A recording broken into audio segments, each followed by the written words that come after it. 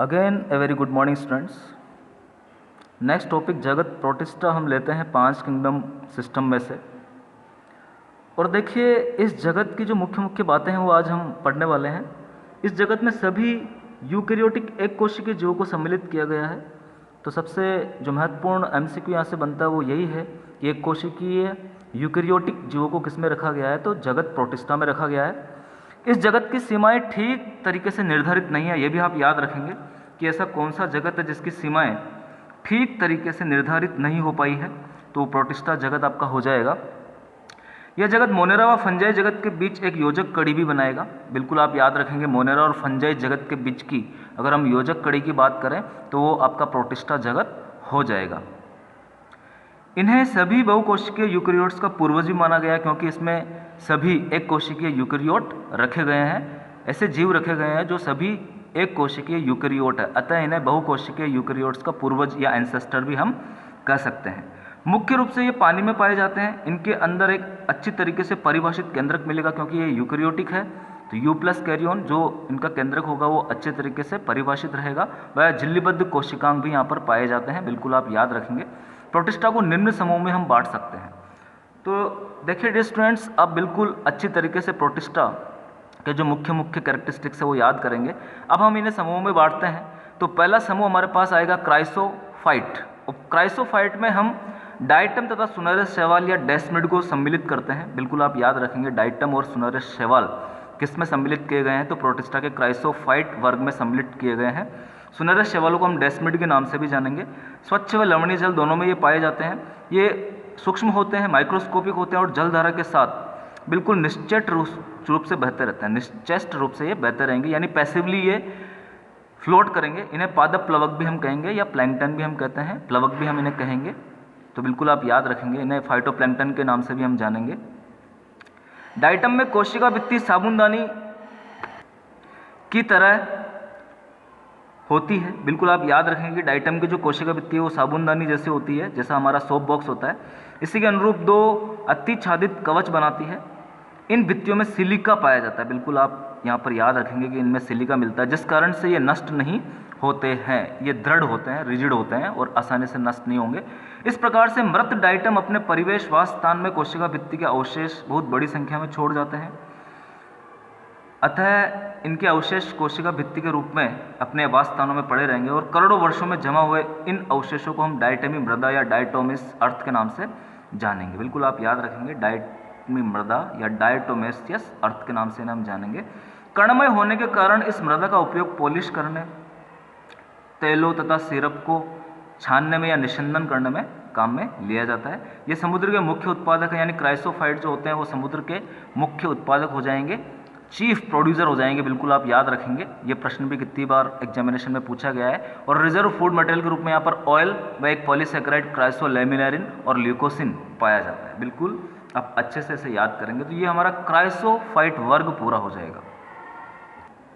आगे हम डायनोफ्लैजिलेट की बात करते हैं। ये समुद्री और प्रकाश संश्लेषी जीव होते हैं। वर्णकों के कारण ये पीले, हरे, भूरे, नीले अथवा लाल रंग के दिखाई देते हैं। कोशिका भित्ति की बाह्य सतह पर सेलुलोज की कड़ी पट्टिकाएं पाई जाती है, यानी इनकी कोशिका भित्ति सेलुलोज से ही बनती है। अधिकतर डायनोफ्लैजिलेट में दो कशाप पाए जाते हैं, जैसा कि नाम से पता चल रहा है डायनोफ्लैजिलेट, फ्लैजिला का मतलब कशाप होता है, तो यहाँ पर दो कशाप पाए जाएंगे जिसमें से एक लंबवत होगा और दूसरा अनुपस्थ रूप से भित्ति पट्टिकाओं के बीच की खांच में पाया जाएगा। जो आपकी कोशिका भित्ति की पट्टिकाएं हैं वहाँ पर एक खांच मिलेगी बीच में, वहाँ पर ये दोनों कशाप लंबवत और अनुप्रस्थ रूप से पाए जाएंगे। प्राय लाल डायनोफ्लैजिलेट जिसका नाम है गोनियोलेक्स, बिल्कुल आप याद रखेंगे, इनकी संख्या में विस्फोट होता है, यानी ये बहुत तेजी से गुणन करते हैं जिसकी वजह से समुद्र का रंग लाल दिखाई देने लगता है या समुद्र में लाल तरंगे हमें दिखाई देती है। इतनी बड़ी संख्या में जीव से निकले जीव विष के कारण मछली व अन्य समुद्री जीव भी मर जाते हैं, यानी इतनी बड़ी संख्या में इनका विस्फोट होता है कि ये जीव विष छोड़ते हैं और मछलियाँ और अन्य समुद्री जीव इनकी वजह से मर जाते हैं, काल का ग्रास बन जाते हैं। तीसरा हमारा ग्रुप यहाँ पर आता है वो है यूग्लिनॉइड। बिल्कुल आप देखेंगे यूग्लिनॉइड, जिसका फेमस एग्जाम्पल यूग्लिना हो जाएगा। स्वच्छ स्थिर जल में ये पाए जाते हैं। कोशिका भित्ति की जगह प्रोटीन युक्त यहाँ पर पेलिकल पाया जाता है। कोशिका भित्ति नहीं मिलती है, पेलिकल मिलता है, जो कि इनकी शरीर को लचीलापन प्रदान करती है। दो कशाप होते हैं यहाँ पर भी, एक छोटा कशाप होता है और दूसरा लंबा होता है। सूर्य के प्रकाश में ये स्वपोषी पोषण करते हैं, प्रकाश संश्लेषी पोषण करते हैं, लेकिन सूर्य की प्रकाश की अनुपस्थिति में ये अन्य सूक्ष्मधर्मियों को अपना शिकार बनाते हैं, परपोषी की तरह पोषण करते हैं, जंतु सम व्यवहार करते हैं। इनमें पाए जाने वाले वर्णक उच्च पादपों में मिलने वाले वर्णकों के समान है। ये एक बहुत ही आश्चर्यजनक चीज़ है, बिल्कुल आप याद रखेंगे, और इनका फेमस एग्जाम्पल यूग्लिना हो जाएगा। इन्हें हम पादप व जंतु के बीच की योजक कड़ी भी कहते हैं। यूग्लिना को पादप और जंतु कोशिका के बीच की योजक कड़ी भी कहा जाता है, क्योंकि ये दोनों की तरह बिहेव करते हैं। तो बिल्कुल आप याद रखेंगे। नेक्स्ट हमारे पास चौथा ग्रुप आ जाएगा अवपंक कवक, या इन्हें हम स्लाइम मोल्ड भी बोलेंगे। ये मृतपोषी प्रोटिस्टा हैं, बिल्कुल आप याद रखेंगे, मृतपोषी प्रोटिस्टा होते हैं, स्लाइम मोल्ड भी इन्हें कहा जाता है। ये सड़ती हुई टहनियों तथा पत्तों के साथ गति करते हुए जैविक पदार्थों का भक्षण करते हैं। जो टहनियाँ और पत्ते सड़ गए हैं उनके साथ ये पाए जाएंगे और वहीं से जैविक पदार्थों का भक्षण करते जाएंगे, इसलिए इन्हें मृतपोषी प्रोटिस्टा कहा जाता है। अनुकूल परिस्थितियों में ये समूह बनाते हैं और इनके समूह को प्लाज्मोडियम अवस्था नाम दिया गया है। बिल्कुल आप ये प्लाज्मोडियम याद रखेंगे। प्लाज्मोडियम हम आगे प्रोटोजोम भी पढ़ने वाले हैं, लेकिन ये प्लाज्मोडियम स्टेज है डियर स्टूडेंट्स, आप यहाँ पर याद रखेंगे, जो कई फीट लंबाई की हो सकती है। प्रतिकूल परिस्थितियों में ये बिखर कर सिरों पर बीजाणु युक्त फलनकाय बनाते हैं, फ्लोटिंग बॉडीज बनाएंगे ये, जिसमें स्पोर्स पाए जाएंगे और ये स्पोर वायु के साथ परिक्षेपण करेंगे या मुक्त हो जाएंगे, निर्मुक्त होंगे। आगे हमारे पास प्रोटोजोआ है। सभी परपोषी जो परभक्षी व परजीवी के रूप में पाए जाएंगे वो जीव यहाँ पर मिलेंगे। एक कोशिकीय जंतु होंगे यहाँ पर, प्राणियों के पुरातन संबंधी ने हम बोलेंगे, और 4 प्रमुख समूह में यहाँ पर बांटा गया है। यानी प्रोटोजोआ के सभी जंतु परपोषी होते हैं, ये परभक्षी और परजीवी के रूप में पाए जाएंगे। अमीबीय प्रोटोजोआ की हम बात करते हैं। अमीबीय प्रोटोजोआ स्वच्छ जल, समुद्री जल और नम मृदा में पाए जाते हैं। इनमें कूटपाद पाए जाते हैं या सूडोपोडिया मिलते हैं, जिनके द्वारा ये अपने शिकार को पकड़ते हैं या इसी की सहायता से गमन करते हैं। इनके समुद्री सदस्यों की सतह पर सिलिका के कवच होते हैं, बिल्कुल आप याद रखेंगे। और समुद्री सदस्यों में हम रेडियोलेरिया प्रोटोजोआ के सदस्यों को सम्मिलित करते हैं, बिल्कुल आप ये एग्जाम्पल भी याद रखेंगे। इनमें से कुछ परजीवी होते हैं, जैसे एंटमीबा हिस्टोलाइटिका, जो कि मनुष्य की बड़ी आंत के कोलन में पाया जाता है, वहाँ का परजीवी है, और ये अमीबिक पैचिस या अमीबिक डिसेंट्री रोग पैदा करता है।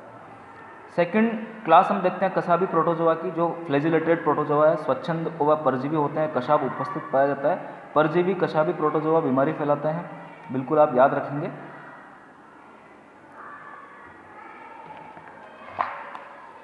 और इन परजीवी कशाबी प्रोटोजोआ में हम सबसे पहला देखते हैं लीशमानिया डोनोवानी, जो कि काला आजार रोग पैदा करता है, और दूसरा है ट्रिपेनोसोमा गैम्बियंस, जिसकी वजह से अफ्रीकन निद्रा रोग होता है।